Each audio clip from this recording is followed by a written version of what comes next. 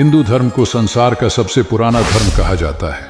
यही कारण है कि इसे सनातन धर्म कहा गया है। सनातन यानी जो सदा से रहा हो। सदा से रहने का मतलब यह है कि जब सृष्टि की रचना हुई उस समय से लोग इस धर्म को मानते चले आए हैं। इसे देवताओं द्वारा स्थापित धर्म भी माना गया है। गीता में भगवान श्री कृष्ण ने कहा है कि जब जब धर्म की हानि होती है और अधर्म बढ़ता है तब तब मैं धर्म की पुनर्स्थापना के लिए अवतार लेता हूं। यानी इसे भगवान द्वार स्थापित और संचालित भी माना गया है।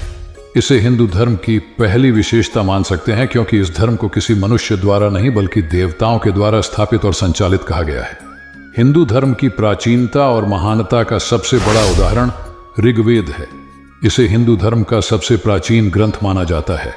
कहते हैं कि ऋग्वेद की उत्पत्ति भगवान विष्णु के मुख से हुई है।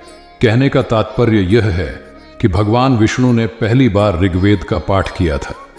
इसके बाद ऋषि मुनियों के द्वारा यह पीढ़ी दर पीढ़ी प्रचारित और प्रसारित होता गया। कहते हैं कि करीब 3800 साल पूर्व ऋग्वेद लिखित रूप में आया, जबकि इससे पहले यह एक दूसरे से सुनकर ही प्रचारित होता रहा। हिंदू धर्म के अनुसार भक्त भगवान के द्वार पर यानी मंदिर में किसी भी समय जा सकते हैं। भगवान का ध्यान पूजन करने के लिए समय का कोई बंधन नहीं है। भक्त को जब समय मिले तभी वह अपने आराध्य की उपासना कर सकता है, क्योंकि हिंदू धर्म की मान्यता है कि ईश्वर कण कण में और हर क्षण में हर स्थान पर मौजूद है। स्त्री पुरुष समानता का भाव जैसा हिंदू धर्म में प्रकट होता है वैसा किसी अन्य धर्म में नहीं है। इसका प्रमाण भगवान शिव का यह अर्धनारीश्वर स्वरूप है, जिसमें शिव के आधे अंग में देवी आदिशक्ति का वास माना गया है। इसी स्वरूप को आधार मानकर हिंदू धर्म में जीवन संगिनी को अर्धांगिनी भी कहा गया है। हिंदू धर्म उल्लास और आनंद का धर्म है। इसमें कभी भी और किसी के लिए भी शोक मनाने की बात नहीं है।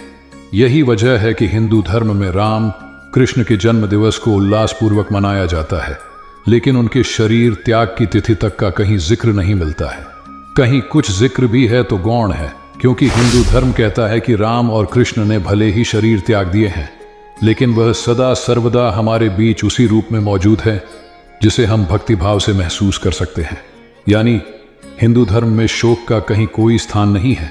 इस धर्म में अध्यात्म और संन्यास के साथ ही धनार्जन को भी खूब महत्व दिया गया है। यानी ऐसा नहीं है कि आप अध्यात्म के लिए घर द्वार छोड़कर सन्यासी बन जाएं, बल्कि यह धर्म कहता है कि हर चीज का एक समय निर्धारित है। युवावस्था में आप देवी लक्ष्मी और कुबेर को प्रसन्न कीजिए, यानी धर्म पूर्वक खूब धन कमाइए। गरीबी में जीना भी पाप कहा गया है, क्योंकि मनुष्य अभाव में होने पर गलत काम कर सकता है और पाप का भागी हो सकता है। इसलिए कहा गया है कि धन कमाओ और पाप से बचो। लेकिन युवावस्था ढलते ही मोह माया को त्याग कर अध्यात्म और संन्यास की राह पर चल पड़ो। हिंदू धर्म में चल और अचल दोनों तरह के देवताओं का जिक्र किया गया है। अचल देवता हैं मूर्ति रूप में विराजमान देवता, जिन्हें आप मंदिरों और घरों में पूजा स्थल पर देखते हैं, जबकि चल देवता धरती पर चलने वाला हर जीव जंतु है। यानी हिंदू धर्म में हर जीव को भगवान माना गया है।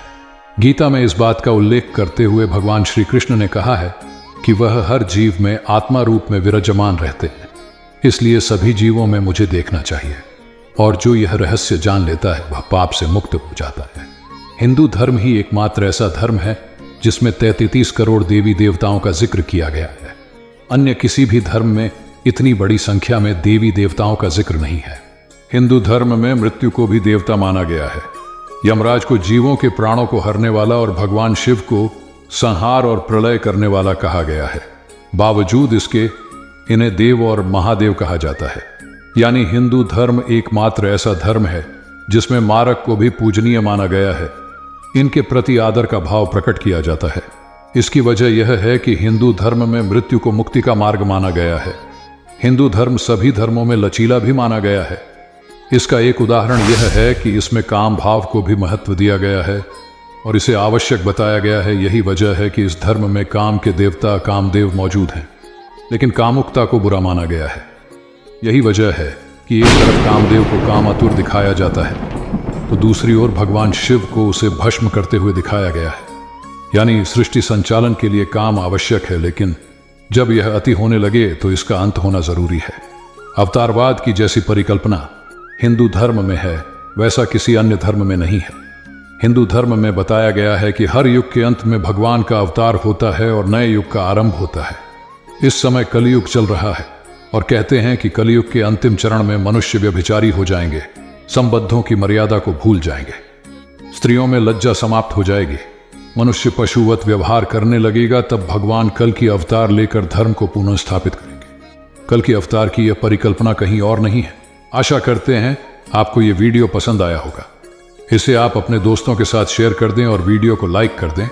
साथ ही अगर आपने अभी तक हमारे चैनल को सब्सक्राइब नहीं किया है तो तुरंत कर दें और बेल आइकन को प्रेस कर दें। धन्यवाद।